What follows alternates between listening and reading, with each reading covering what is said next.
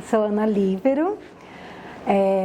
Hoje eu vou falar sobre ancestralidade, natureza, saberes que me movem. Esse tema tem tudo a ver com a minha trajetória.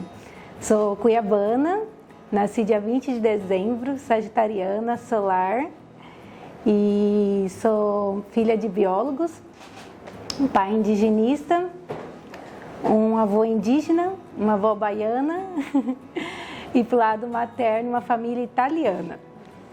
Então eu ganhei de presente no dia desse nascimento uma bagagem ancestral muito linda e com muita história.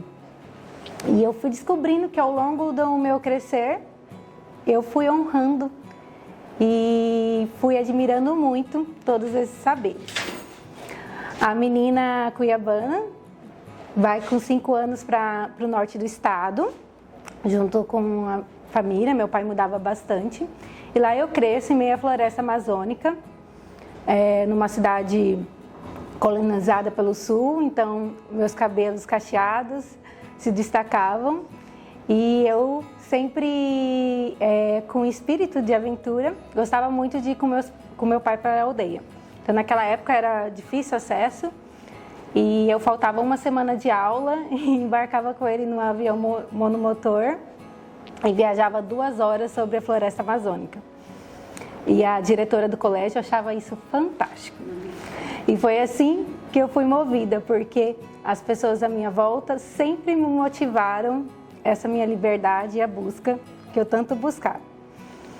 E a menina cresceu e por volta dos 9 anos de idade recebi uma profissional na minha casa, meus pais receberam, e ela era arquiteta. E ela era muito linda, muito linda. Eu lembro até hoje, ela estava com um terninho azul.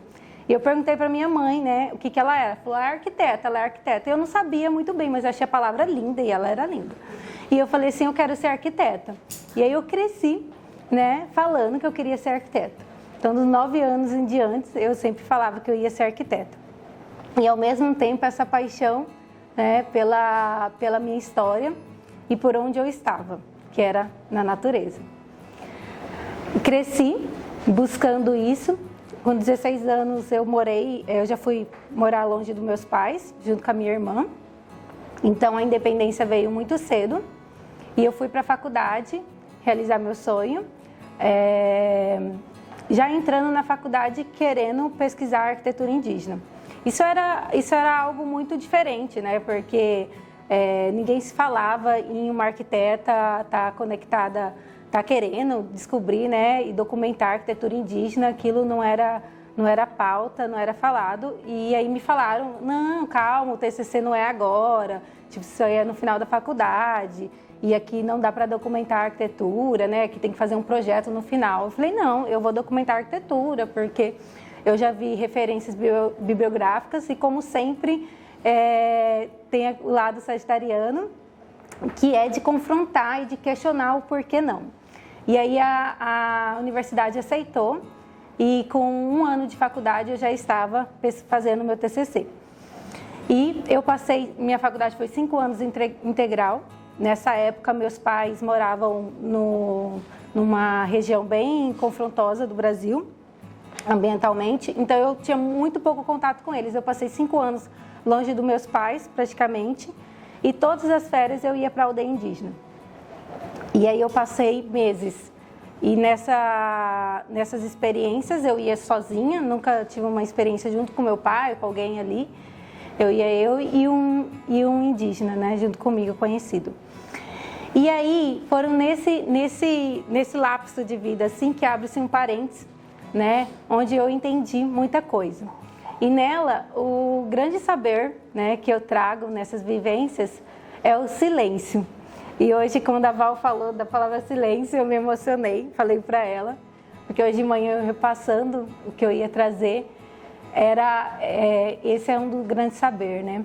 Porque foi nessas vivências que eu vi o quão de sabedoria, né, os indígenas traziam no silêncio. O mundo estava caindo, né? A ponte caía, a gente não tinha como passar, o barco se perdia. Já passei situações de ter acabado comida situações de ter me deslocado na floresta e não ter nenhuma comunicação, e eles todos tranquilos e calmos. E aí me veio uma pergunta nessa época: quem é você quando tudo dá errado? E eu sempre trouxe essa pergunta comigo, nessas experiências, porque muitas coisas davam e era apavorante, assim, nossa, né? E eles calmos, né? E aí eu vi como no silêncio Deus falava com a gente. O quanto no silêncio a gente observa mais. O quanto no silêncio a gente consegue se resolver e entender aquele momento que talvez não é que está dando errado, talvez está dando muito certo. E aí, com essa experiência, me formei, voltei para a minha terra natal e aqui chega uma nova história. Então, mercado de trabalho, escritório, sempre quis ser independente, então sempre tive atuação própria.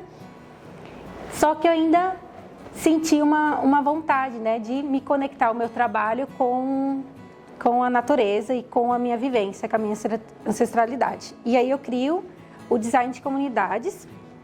Essa é uma das primeiras almofadas, que por coincidência está aqui, não foi proposital, de criação do design de comunidades. Essa coleção chama Coleção Aldeia, onde tudo era de círculo.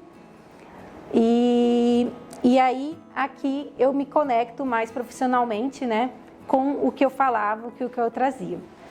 E isso ficou muito claro, né, para mim, depois de 2018, qual que era a minha missão, que era a arquitetura, conectada com a natureza, que eu sempre me conecto, né, com ela, sempre ela está presente comigo, e com a minha ancestralidade, né, com os saberes que eu trago. Dos meus avós, né, que eu carrego Líbero no meu nome, e toda a descendência indígena. A história caminha e fica muito mais interessante. Eu faço pouso no Jardim Magnólia em 2020. Em 2020. E esse pouso é um pouso bem do gavião, né? Bem aterrissador. Nele eu venho sem saber, num momento da vida em que tudo estava dando errado, mas eu estava quieta, em silêncio. E aí nesse pouso eu ganho um grande presente, que é conhecer a Creuza, que é conhecer a Magnólia. E nesse mesmo pouso eu tenho a minha filha. Então foi um pouso muito lindo, onde tudo estava dando certo. E aí eu abro o escritório, né? O escritório solo, que até então não tinha um escritório meu, mesmo próprio. E várias coisas acontecem. Junto com a Magnólia, né? Vem Elis, que é uma luz, e o autoconhecimento. E mais uma vez eu me conecto com minha ancestralidade e os meus saberes. E mais uma vez a gente se conecta com o silêncio, né? Com a gente mesmo, com nós mesmos.